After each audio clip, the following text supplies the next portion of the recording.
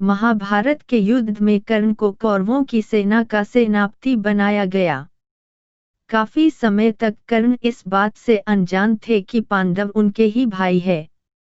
युद्ध के दौरान कुंती कर्ण के पास गई और कर्ण के सामने उनके जन्म का सारा रहस्य खोल दिया। वह कर्ण को कहने लगी कि पांडव उसके दुश्मन नहीं बल्कि भाई हैं।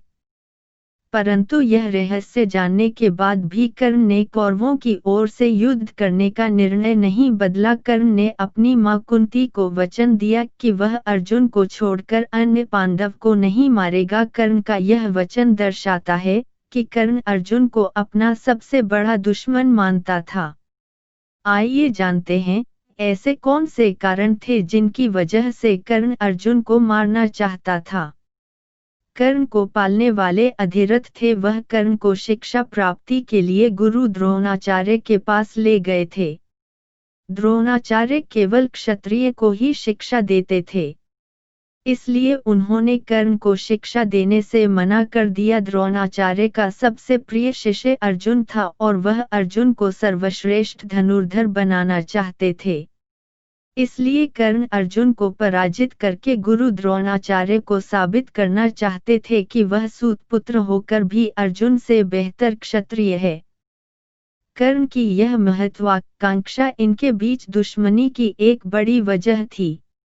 जब कौरवों और पांडवों की शिक्षा समाप्त हुई तो दीक्षांत समारोह का आयोजन किया गया। इस आयोजन में सबको अपनी क्षमता और योग्यता का प्रदर्शन करना था।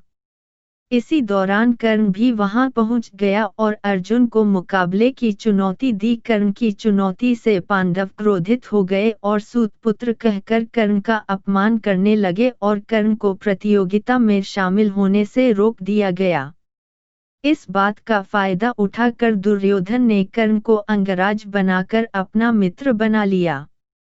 महाभारत में एक प्रसंग मिलता है कि कर्ण भी द्रौपदी से विवाह करना चाहता था।